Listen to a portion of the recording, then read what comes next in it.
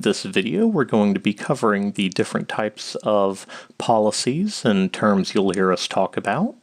So if it makes sense to you, jump on into your console or just follow along in the video, and hopefully this won't be too painful. Alright, so here we are to get started. As always, we're going to be in our host management screen just so we can get an understanding of what devices we have in our environment and just a couple things to keep an eye out for here. As we discuss policy, response policy and sensor update policy will generally be the same. If you're running Chrome, you'll be able to get this pop-up. If you're running Firefox, you may not see this. Chrome is the recommended browser. The one thing you want to key in on, though, is the prevention policy. MCNC manages these, so you'll hear terms such as onboarding, training, and baseline. By mousing over here or adjusting these columns, you can see which devices you have in baseline. You can also search for these by just keying in prevention policy and getting an idea of which devices are in which policy. Windows, Linux, or if the Mac policy was in here, we would see Mac as well. This isn't something that you as a client will have to look at, but in the similar vein as the detections video, we're just going to dive in and let you understand some of what's behind the covers so that you're aware of not only vaguely what these are when we talk about them, but specifically what's going to be turned on. For this video, I'm going to be covering just the Windows policy, simply because the Mac policy and Linux policies are a little bit more pared down. When we start looking at Windows, also note that this video is recorded at the end of March, so additional toggles are being added constantly, and you'll see some that are a little bit more specific in here. When you're looking at your prevention policy screen, you'll see some that are from your MSSP. That indicates they're from MCNC and you will not be able to change them. Your policy name will start with MCNC accordingly. Do note that the detect only up here is not a default policy, neither is this MCNC detect policy. If a device is thrown in here and there's no other policy set for it to be applied to, it'll get default. It's only when we create a group and dictate that detect and detect only policy be enforced that these even become into play. Do note that detect only is going to be used for troubleshooting and very niche situations only. Generally speaking, you just need to know about onboarding, training, and baselining. So, what are these? We're going to take a crawl, walk, run approach when we try to onboard you in CrowdStrike. And we're going to do this not only because this is a similar process to what CrowdStrike's best practices are, but it also helps us walk through the tool safely and ensure minimal end-user disruption. Onboarding is going to be just that. We're going to onboard you, get it installed to as many devices as possible. Feel free, to do that at any time. You're not going to need a reboot. CrowdStrike's not going to cause any harmful interactions with other AVs. You may get some errors if you have like Trend Micro, where it'll claim, there was an error, but those are purely cosmetic. Generally speaking, the goal here is to test out your automated deployment solution, SCCM, your command line deployment, however you're going to get the agent out there. This is where you're focusing on during the onboarding process. The walk stage of this is training. So training is where we tell CrowdStrike to check in with Windows Security Center, we tell Windows Defender to stand down, and at this point we don't have all of CrowdStrike's toggles turned on, but we're getting down that road. You can freely uninstall your existing AV knowing that CrowdStrike's there to protect the machine and that we do have visibility. The primary focus here is once again ensuring minimal end-user disruption while maintaining a level of protection that's equivalent to or exceeds legacy hash-based systems. Finally, once you have the agent on all of your devices and you've assured us that you have no other existing AV on there, we'll be able to move you to baseline.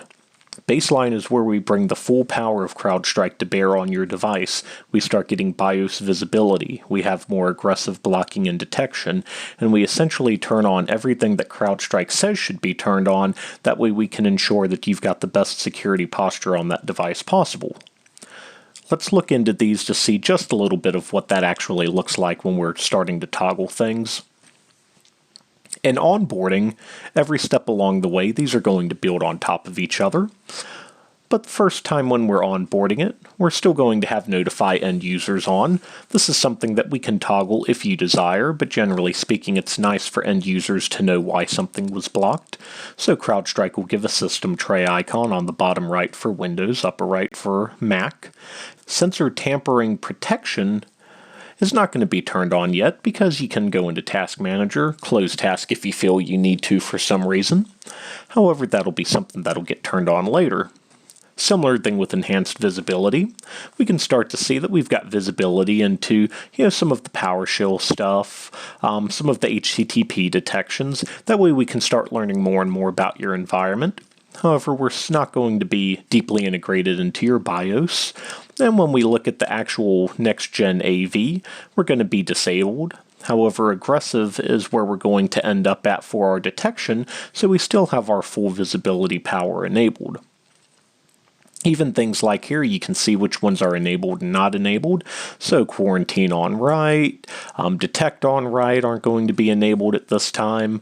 We're going to start having some execution blocking because these are really concerning ones that we might as well add in, as well as the ability to cover you for any custom IOCs that we may set up based off of our own threat intel networks.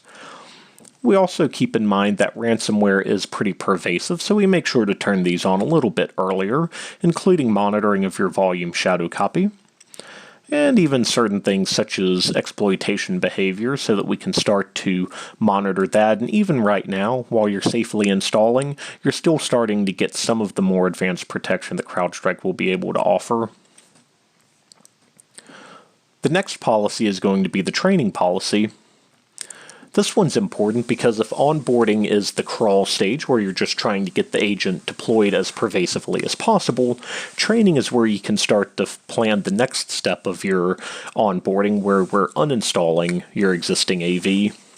So here's where we start turning on a little bit more more secure features such as tampering protection.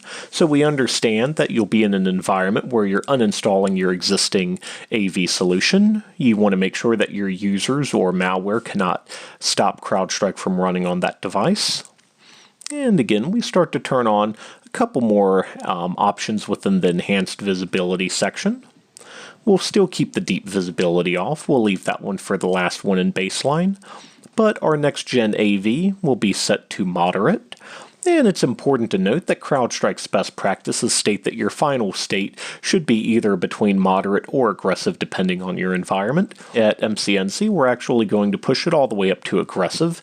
It causes a bit more false positives in the console. However, it's a managed service that's for MCNC to deal with, not for our clients, so we'd much rather you be just that extra bit more secure. Here's where we also start to detect on write of potential malware. So it's important to note that nothing will be quarantined at this stage, but we will get a console alert for it. And as we're doing this, this will run parallel with meetings where we're discussing any items that we found, exclusions that need to be made, tweaks to your environment. We also have quarantine and security center registration here. This is important because, at least in Windows specifically, this is the stage where CrowdStrike checks in with the Windows Security Center. It tells Windows Defender to stand down, that CrowdStrike's present, and essentially just streamlines that entire process. As well as you can just skim through here compared to the last section and see that much more of them are enabled. The final policy is going to be baseline. And clicking into baseline, we'll be able to see we've turned on essentially every feature that's going to be requested in here to meet best practices. We're going to be set to aggressive. And the only ones that aren't really going to be turned on are things like DEP, which are known to cause issues in, certain environments, and ransomware. Currently, Volume Shadow Copy Audit is on. However, Volume Shadow Copy Protect is a permit list only toggle. If you do wish to have this on so you can have the maximum protection of what generally can be a precursor for ransomware, let us know. However, do be aware that a rather large amount of programs and applications will interact with the shadow copy. Sometimes vendor driver updates may impact that as well. Those will be blocked from running and interacting with the shadow copy, so that'll just require a couple more tickets on your part to our SecOps team in order to put in the exclusions as needed. Otherwise, everything else will be in, including the automatic remediation phase here. So this won't be for every single interaction, but if it's something that's well known and CrowdStrike's aware of, it'll go in here and it'll make sure to kill processes, quarantine files, remove any scheduled tasks, and help to basically clean up whatever attack it would be.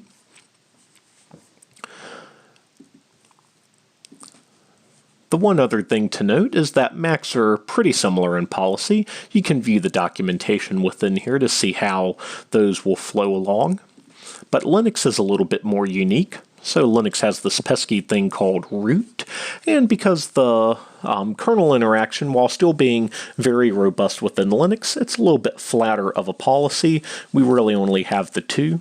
We have the one onboarding policy where none of the next-gen AV blocking is enabled, and then we're going to have baseline where we'll turn on all of the aggressive detection along with some of the other toggles that CrowdStrike has for Linux.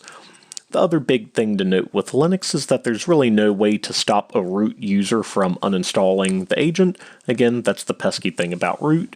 However, do keep in mind that an average user trying to do a privilege escalation, that would trigger the aggressive setting of the next-gen AV and block that from occurring, so you're still protected there.